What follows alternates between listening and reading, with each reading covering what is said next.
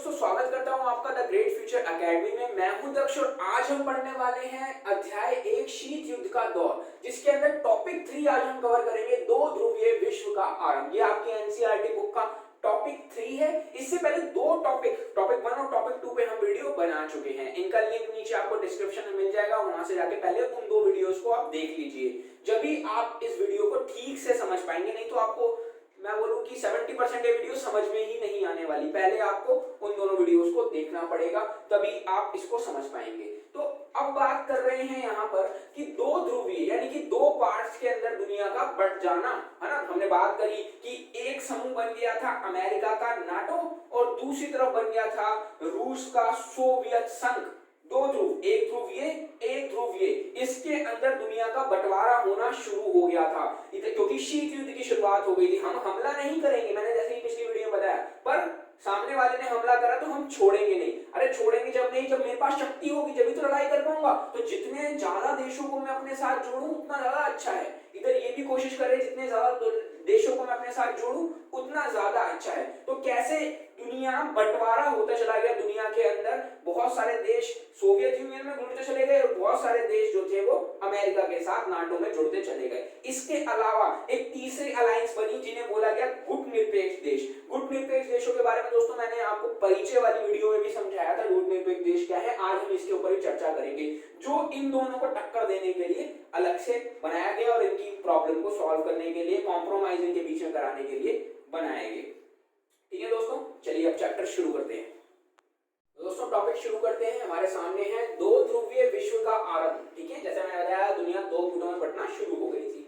दोनों महाशक्तियां विश्व के विभिन्न हिस्सों पर अपने प्रभाव का दायरा बढ़ाने के लिए तुली हुई थी। दोनों महाशक्तियां क्या चाहती थी कि हम अपना प्रभाव ज्यादा बढ़ा सके, कि कल को युद्ध की नौबत आई, सामने वाले ने हमला करा, क्योंकि शीत युद्ध है तो सामने से हमला मैं नहीं करूंगा, पर अगर सामने वाले ने हमला करा तो मैं पूरी शक्ति लगा के अपनी उसको हराने की कोशिश करूंगा, उसको इरादों को पूरी तरह से डिस्ट्रॉय करने की, निस्तनाबूद करने की कोशिश करूंगा। तो यही कोशिश थी, इसलिए अमेरिका लगा हुआ था कि बहुत सारे हथियार अपने साथ जोड़ लूं, बहुत सारे देशों को अपने साथ जोड़ लूं, है ना। वहां पे सोवियत संघ भी यही चाहता था, इसलिए दोनों महाशक्तियां इसमें लगी हुई थी। आगे चलते हैं। दुनिया दो गुटों के बीच बहुत स्पष्ट रूप से बट गई थी, है ना। दो गुट की तरफ बट गई थी। पश्चिम के मुल्क अपनी तरफ हो गए थे, जैसा कि आप फोटो में देख रहे हैं, और जो पूर्व के मुल्क थे वो उस तरफ, दूसरी तरफ हो गए थे। ठीक है ना, दुनिया दो गुटों के अंदर बढ़ गई थी। आधे यूरोप का बंटवारा हो गया था, आधा यूरोप का पूरा बंटवारा हो गया था। आधा यूरोप अमेरिका की तरफ और आधा यूरोप जो था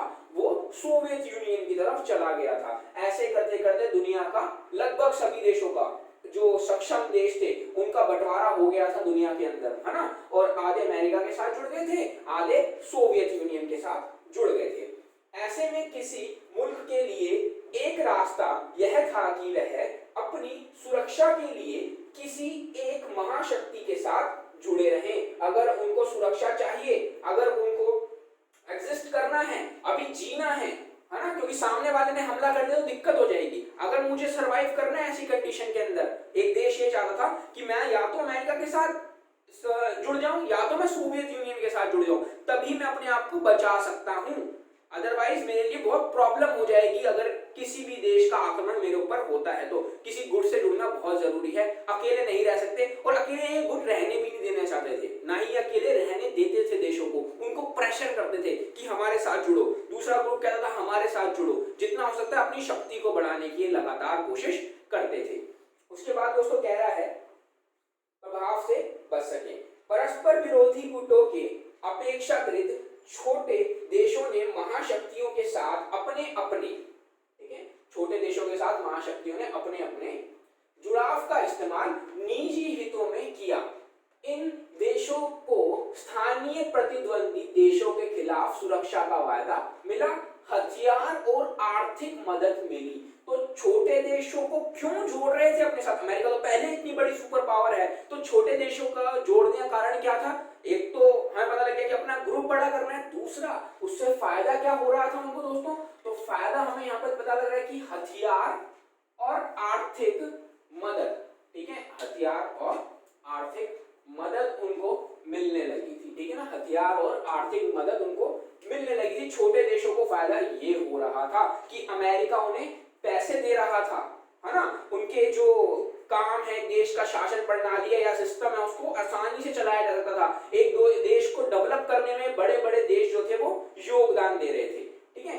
पर बदले में ये जो देश थे, बड़े देश जो थे, वो छोटे देशों को क्या करते थे, अभी हम उसके बारे में आगे पढ़ेंगे। छोटे देशों का फायदा हमें समझ में आ गया कि उनको पैसा मिल रहा था, उनको हथियार मिल रहे थे बड़े देशों से, है ना। अभी छोटे देशों को क्या फायदा हुआ था, ये आगे दिया हुआ है।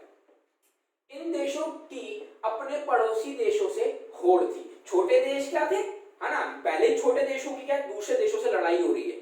अब जब मैं महाशक्ति के साथ जुड़ जाऊंगा, छोटा देश जब महाशक्ति के साथ जुड़ जाएगा तो क्या होगा, महाशक्ति उसे पैसा देगी, महाशक्ति उसे हथियार देगी, तो वो इंटरनली और एक्सटर्नली, अंदर से भी बाहर से भी मजबूत हो जाएगा और अपने पड़ोसी मुल्क है उससे लड़ाई कर पाएगा, उसे हरा भी पाएगा। तो छोटे देशों का बहुत ज्यादा इसके अंदर फायदा था, इसलिए वो मर्जी से भी और प्रेशर करके भी क्या है, किसी गठबंधन के अंदर जोड़े जा रहे थे। इन देशों की अपने पड़ोसी देशों से होड़ थी। महाशक्तियों के नेतृत्व में गठबंधन की व्यवस्था से पूरी दुनिया के दो खेमों में बढ़ जाने का खतरा पैदा हो गया। तो पूरी सीधी बात है, खतरा क्या पैदा हो गया, ये हो ही रहा था, है ना। लगभग अभी आधी दुनिया तो बंटवारा हो ही गया था, आधी दुनिया का सारे के सारे अमीर देश या फिर जो औपनिवेशिक शासन जिनके अंदर नहीं चलाया गया, जिनको कॉलोनी नहीं बनाया गया, जिनको गुलाम नहीं बनाया गया था, वो देश लगभग या तो वो सोवियत संघ के अंदर जुड़ गए थे या तो वो अमेरिका के साथ जुड़ चुके थे। और दुनिया के सामने क्या खतरा आ गया कि दुनिया दो पार्ट्स के अंदर इक्वली डिवाइड हो जाएगी और ये डिवाइडेशन इतना तगड़ा हो जाएगा कि सामने वाले ने हमला करा तो सीधी सी बात है, दो टीमों के बीच में जब लड़ाई होगी दुनिया के अंदर तो बहुत ही ज्यादा नुकसान उठाना पड़ेगा, इधर वाले ग्रुप को उधर वाले देशों से खतरा या फिर उनके ऊपर प्रतिद्वंदता है, उनके ऊपर हमला किया जाएगा और उधर वाले इधर के करेंगे, तो दुनिया पूरी तरह से डिस्ट्रॉय हो सकती है। और ऐसा कभी भी ना हो, इसके लिए दुनिया थी वो चिंता में थी कि कहीं बंटवारा ना हो जाए दुनिया का दो ग्रुप्स के अंदर। यह विभाजन सबसे पहले यूरोप में हुआ, जैसा कि आप मैप में देख सकते हैं, यूरोप जो था वो दो पार्ट्स के अंदर डिवाइड हो गया। जो पश्चिम की तरफ के देख रहे हैं आप या फिर आप बोलूं कि लेफ्ट साइड के, ये सारे के सारे क्या है दोस्तों, नाटो के साथ जुड़े थे। और आपके जो राइट साइड के अंदर हैं, ये सारे के सारे देश सोवियत यूनियन के साथ जुड़े हुए थे। पश्चिम यूरोप के अधिकतर मूल देशों ने अमेरिका का पक्ष लिया कि अमेरिका हम तुम्हारे साथ है, तुम्हारी प्रणाली यानी कि पूंजीवाद हमें समझ में आया, तुम्हारा लोकतंत्र हमें समझ में आया, तुम्हारा उदारवाद हमें अच्छा लगा, हमें लगता है कि आपके साथ जुड़कर हम आगे ज्यादा विकास कर पाएंगे, आपकी विचारधारा ज्यादा अच्छी है। उधर ही दूसरी तरफ जो पूर्वी यूरोप के देश थे वो कह रहे थे नहीं नहीं, सोवियत यूनियन की प्रणाली ज्यादा अच्छी है, साम्यवाद ज्यादा अच्छा है, समाजवाद ज्यादा अच्छा है, तुम्हारे द्वारा जो देश का विकास करने की नीति है, यानी कठोर नियमों के तहत नियंत्रण करके, कंट्रोल करके, केंद्रीय अर्थव्यवस्था को अपनाकर, है ना, प्रोडक्शन के और मैन्युफैक्चरिंग के सारे सेक्टर अपने हाथ में रखकर हम ज्यादा विकास कर सकते हैं, ये पूर्वी यूरोप के देश जो थे वो कह रहे थे।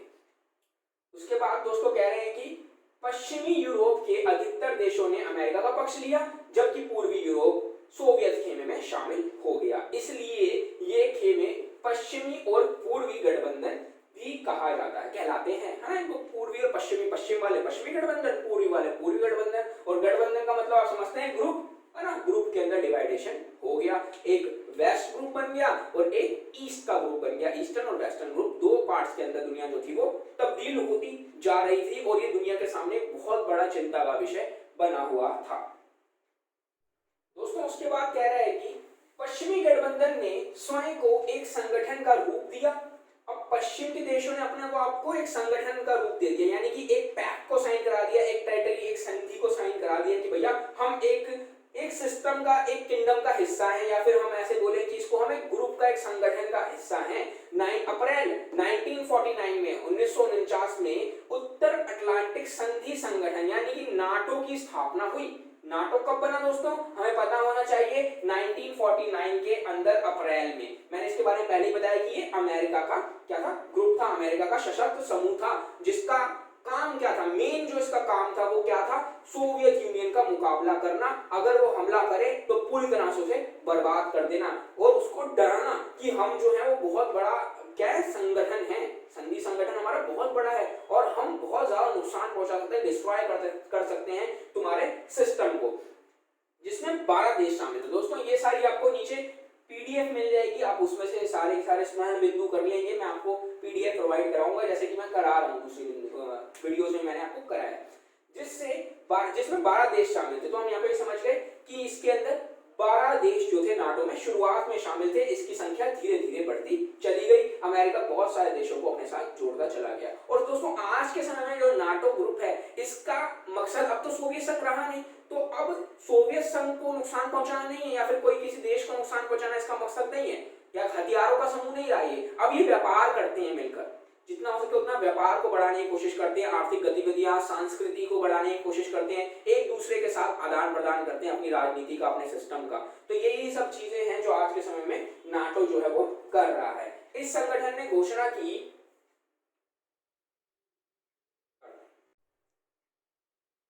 दोस्तों, अगले पेज पे कह रहा है कि उत्तरी अमेरिका और यूरोप के इन देशों में से किसी एक पर भी हमला होता है तो उसे संगठन में शामिल सभी देशों पर के ऊपर हमला माना जाएगा। तो ये क्या कह रहा है कि सभी देश, जो संगठन में जितने देश हैं, वो सारे के सारे देश इसको अपने ऊपर हमला मानेंगे अगर नाटो के किसी भी देश के ऊपर हमला होता है। पिछली बार भी मैंने आपको ये बता दिया है, पिछली वीडियो में, पिछले टॉपिक में भी लगातार मैं आपको ये बात बता रहा हूँ, ठीक है ना। मदद नाटो में शामिल हर देश एक दूसरे की मदद करेगा। अगर हमला होता है तो दूसरे देशों को मदद करनी ही पड़ेगी। जितने भी जो देश हैं वो इस टेरिटरी के अंदर इन्होंने साइन करा है, ठीक है ना, जुड़े हैं, इन्होंने पैक्ट को साइन करा है, एक पेपर साइन करके ये बात को एश्योर करा है, सुनिश्चित करा है कि हाँ हम तुम्हारे साथ जुड़े हुए हैं। इसी प्रकार के पूर्वी गठबंधन को वार्सा पैक्ट के नाम से जाना जाता है। जैसे इधर अमेरिकी देशों ने अमेरिका के साथ गठबंधन बनाया, देशों ने एक संगठन को साइन करा, एक संगठन बनाया, एक पेपर को साइन करा, एक ट्रीटी को साइन करा और नाम दिया नाटो। दूसरी तरफ पूर्व के जो देश थे, जो सोवियत संघ के साथ जुड़े हुए थे, उन्होंने नाम दिया अपने पैक्ट को वार्सा पैक्ट या फिर वार्सा संधि। ये मुकम्मल हुई 1955 के अंदर, ठीक है, 1955 के अंदर इसकी स्थापना की गई।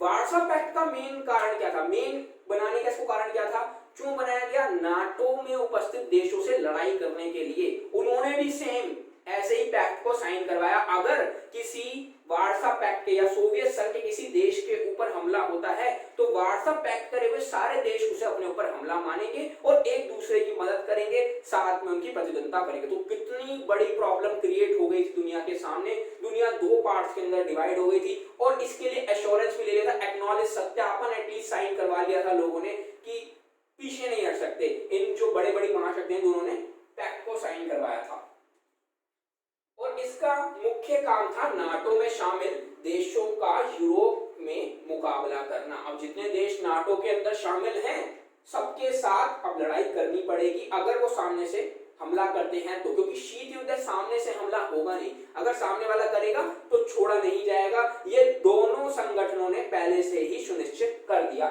था।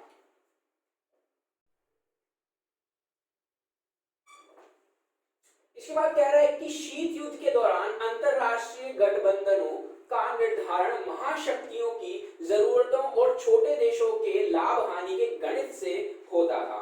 तो छोटे देशों का भी लाभ हानि था इसके अंदर, जो वार्सा पैक्ट में जुड़ रहे थे या फिर नाटो के साथ उन्होंने साइन कर लिया था ट्रीटी को। तो कारण क्या है, वो क्यों जुड़ रहे थे, तो दोनों के ही लाभ थे, है ना।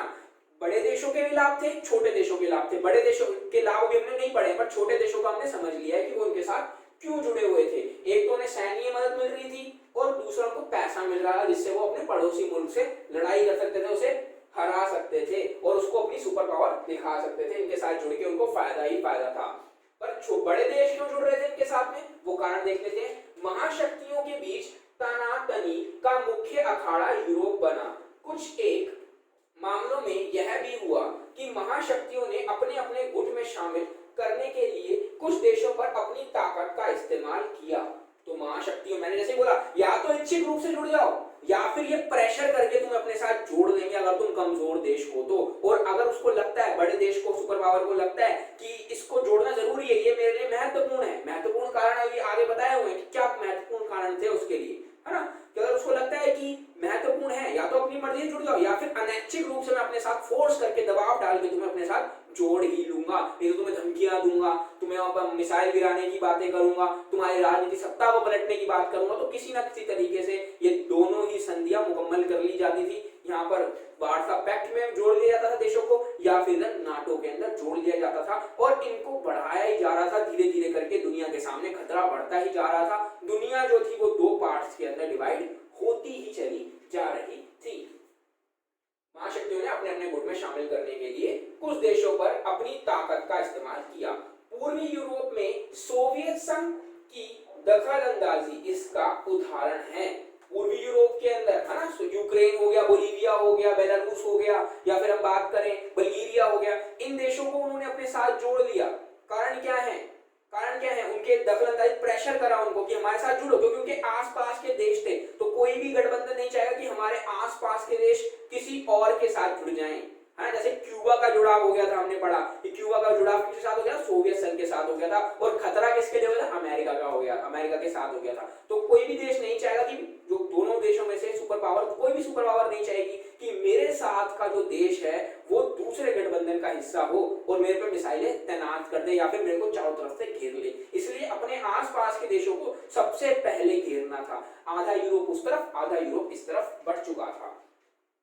ठीक है, उसके बाद बात कर रहे हैं कि पूर्वी यूरोप के सोवियत संघ की दखलंदाजी इसका उदाहरण है। और सोवियत संघ ने पूर्वी यूरोप में अपने प्रभाव का इस्तेमाल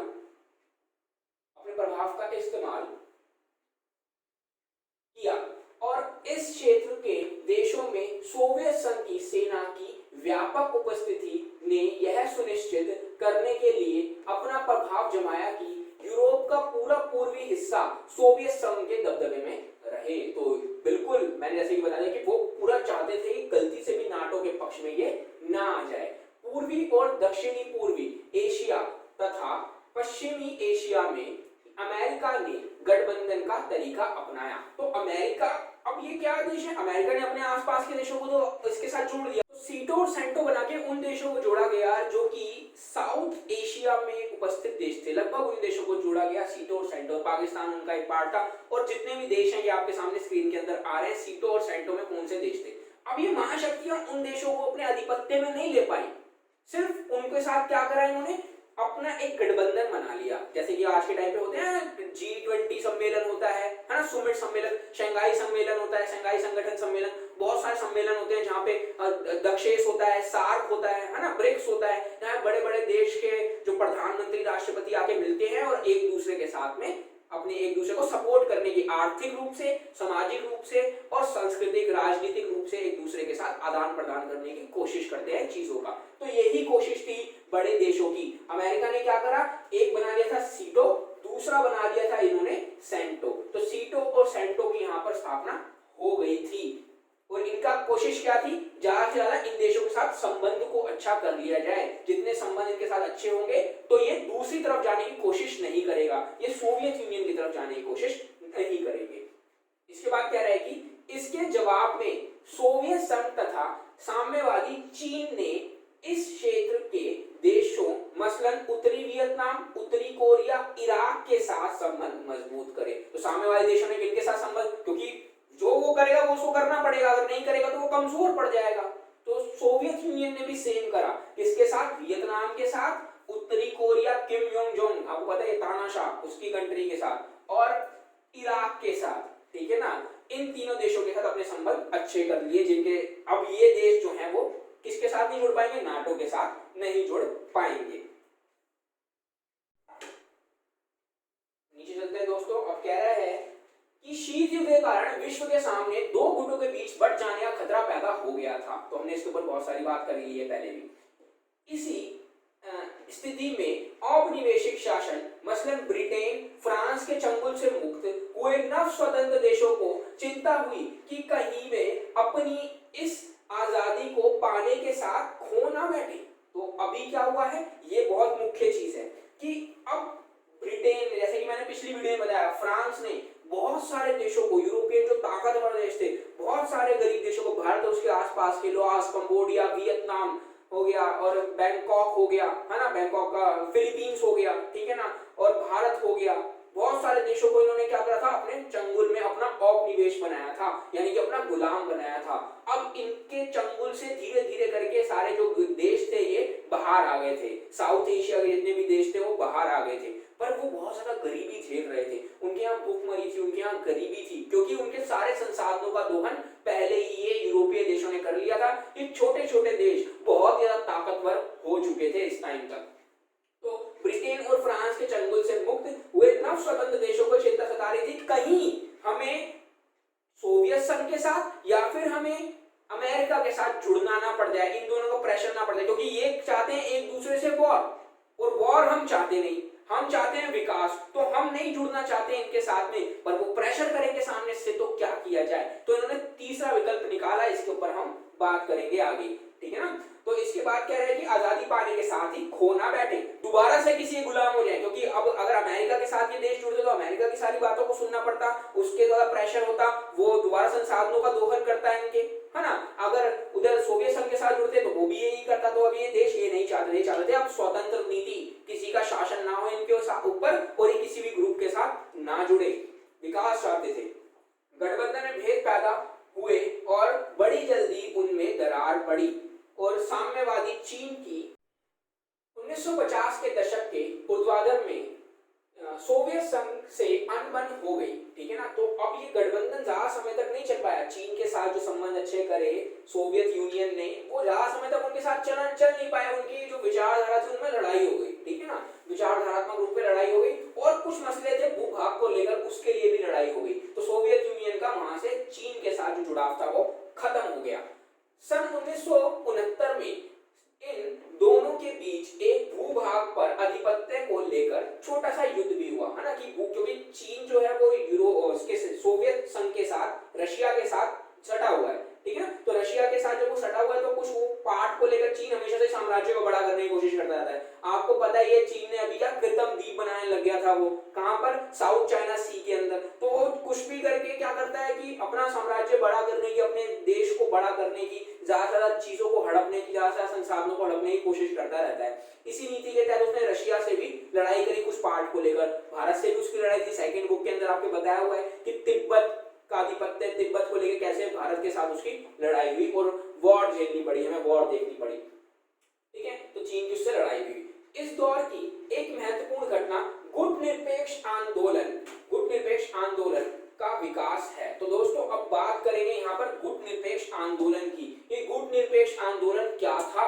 इसमें क्या क्या हुआ। तो इस दौर की सबसे महत्वपूर्ण घटना, जो अभी नव स्वतंत्र देश हुए थे, उन्होंने कहा कि हम गुट निरपेक्ष की नीति के तहत चलेंगे। परिचय में मैंने आपको बताया था, गुट का मतलब होता है समूह, निरपेक्ष मतलब ना जुड़ना, किसी समूह के साथ ना जुड़ना। जो देश किसी समूह के साथ नहीं जुड़े, क्योंकि अकेला होता भारत तो कोई ना कोई अपने साथ प्रेशराइज करके उसे अपना लेता, कंट्रोल कर लेता, पर भारत ने क्या करा, जितने भी ये देश जो औपनिवेशिक शासन से अभी निकले थे, गुलामी से निकले थे, उनको सबको इकट्ठा कर लिया, है ना। ये सारे पांच देशों ने मिलकर गुट निरपेक्ष आंदोलन की शुरुआत करी। इन गुट निरपेक्ष देशों ने कहा कि हम किसी के साथ नहीं जुड़ेंगे, एक मुट्ठी की तरह बन जाएंगे, है ना। उंगली को तो हर कोई तोड़ सकता है, पर मुट्ठी को नहीं तोड़ पाएगा। तो ये धीरे धीरे करके इन्होंने और भी देशों को अपने साथ जोड़ना शुरू कर दिया, और इन देशों का इकलौता मकसद था कि महाशक्तियों की सुपर पावर से बचकर रहना। इसी की कोशिश इन गुट निरपेक्ष देशों ने की। इस आंदोलन ने नव स्वतंत्र राष्ट्रों को दो ध्रुवीय विश्व की गुटबाजी से अलग रहने का मौका दिया। तो गुट निरपेक्ष आंदोलन, जितने भी स्वतंत्र हुए हैं, अभी नव स्वतंत्र जितने भी राष्ट्र हैं जो अभी अभी निकले हैं गुलामी से, वो अलग रह सकते हैं, वो पूरी तरह से बचे हुए रहे, ठीक है ना। तो इनके साथ जुड़ गए थे वो गुट निरपेक्ष आंदोलन में। इनका इकलौता मकसद था कि महाशक्तियों के साथ नहीं जुड़ना, और दूसरा इनका जो मकसद था वो था विकास, एक दूसरे के साथ आदान प्रदान करना, चीजों का मिलकर चलना और विकास की नीतियों को अपनाना। धीरे धीरे करके इनके जो था, इनका विकास जो था वो धीरे धीरे होता चला गया। आप यह सवाल पूछ सकते हैं कि आखिर महाशक्तियों को अपना गुट बनाने की जरूरत क्यों पड़ी। तो आप यहाँ पे ये भी सवाल पूछ सकते हैं, सीधी बात है, महाशक्तियों को गुट बनाने की जरूरत क्यों पड़ी, पहले से इतने पावरफुल हैं, और ये छोटे छोटे देश उनके लिए क्या कर सकते हैं। तो बहुत जरूरी है दोस्तों, ये छोटे छोटे देश, हमने छोटे देशों का तो फायदा समझ लिया, अब बड़े देशों का फायदा यहाँ पर बताया गया है कि बड़े देश क्यों इनको अपने साथ जोड़ना चाहते थे। आखिर आप अपने परमाणु हथियार और अपनी स्थायी सेना के बूते महाशक्तियां इतनी ताकतवर थी कि एशिया तथा अफ्रीका और यहाँ तक कि यूरोप के अधिकांश छोटे देशों की साझी शक्ति भी उनसे कोई मुकाबला नहीं था, है ना, कोई मुकाबला ही नहीं कर सकती थी।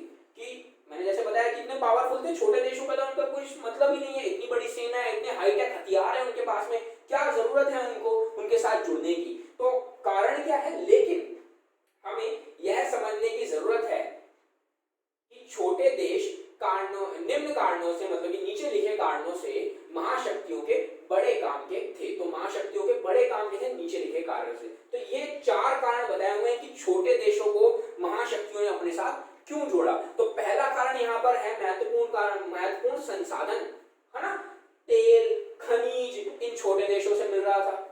इराक के साथ क्यों सोवियत संघ ने संबंध को अच्छा करा, क्यों करा आपके हिसाब से, क्योंकि इराक से वो तेल का आयात कर सकता है। छोटे छोटे जितने भी देश थे वहां पे अमेरिका ने नाटो के साथ जो प्रेशर कर करके देशों को अपने साथ, या फिर सीटो या सेंटो की स्थापना क्यों की गई, उनके संसाधनों का दोहन किया जा सके। वार्सा पैक्ट क्यों किया गया, आसपास के देशों का संसाधनों का भी एक कारण भी में लेते हैं इसको कि दोहन किया सके। पहले तो अपने आप पावरफुल बनाना है, साथ ही साथ इनके संसाधनों का दोहन भी करना है। भू क्षेत्र मिल जाता है, जैसा कि आपने देखा क्यूबा मिसाइल क्राइसिस के अंदर एक भू क्षेत्र मिल गया जहां पे वो मिसाइलें उसने दाग दी किसी अननोन देश के अंदर जाकर, वो रशिया मिसाइलें दाग सकता था उसके साथ, क्योंकि वो उसकी गठबंधन का पार्ट था, हथियार और सेना का संचालन कर सके। तीसरा है सैनिक ठिकाने, है ना, सैनिक ठिकाने बन सकते थे, बंकर्स बना सकते थे उस देश दूसरे देश के ऊपर हमला करने के लिए, उसको डराने के लिए कि हमारे बंकर तुम्हारे आसपास हर जगह पर है, अगर तुमने हमला करा तो हम छोड़ेंगे नहीं। उसके बाद एक दूसरे की जासूसी कर सके, है ना। उसके बाद आर्थिक मदद, पैसे से संबंधित जितनी मदद थी वो भी मिलती थी उनसे, कहीं ना कहीं संसाधनों का, पैसे का, है ना, जब सेना देंगे अपनी, पैसा देंगे उनको, तो आने वाले टाइम में उनसे मदद की वो भी रखेंगे, एक्सपेक्टेशन रखेंगे कि हाँ भाई आने वाले टाइम में ये देश भी हमारी मदद करेंगे अगर हमें जरूरत पड़ी तो इन्होंने एक तरीके की किलेबंदी कर ली थी अपने चारों तरफ कि फुल प्रूफ रहना है, छोटे देशों से हमें क्या लेना है, छोटे देशों को हमें क्या देना है, कैसे इनसे अपना काम निकालना है। बेसिकली सोवियत यूनियन भी यही चाहता था और अमेरिका भी यही चाहता था। सैन्य खर्च वहन करने मदद हो सकती थी, ठीक है ना, तो इन पैसों की जरूरत यहाँ पे पड़ सकती थी। तो इसके बाद कह रहे हैं कि ये ऐसे कारण थे जो छोटे देशों को महाशक्तियों के लिए जरूरी बना देते थे। विचारधारा के कारण भी ये देश महत्वपूर्ण थे। गुटों में शामिल देशों की निष्ठा से यह संकेत मिलता था कि महाशक्तियां विचारों का परस्पर युद्ध भी जीत रही हैं।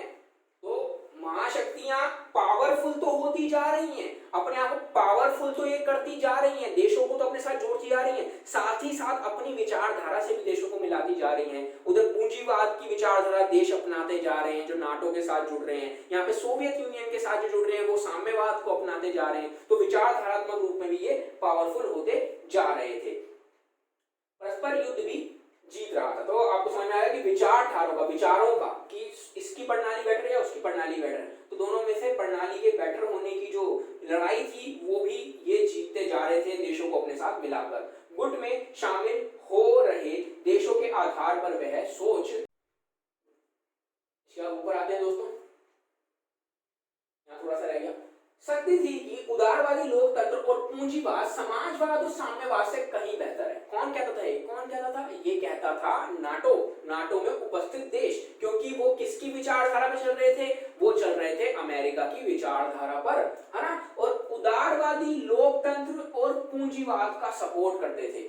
उदारवाद क्या होता है, मैंने आपको पहले ही बताया, उदार मतलब कि परोपकारी, जो लिबरल हो, जो स्वतंत्र हो, जो लोगों के लिए नियमों की ढिलाई रखता हो, है ना, लोगों के विकास की ओर बात करता हो, जिनके लिए नियम बहुत हल्के बना के रखे हो, कॉन्स्टिट्यूशन में विश्वास रखता हो। तो लोकतंत्र को, जो लोकतंत्र है ना, यहाँ पे सरकारें जो है वो लोगों में से ही लोगों को चुना जाएगा और सरकार बनाया जाएगा, है ना।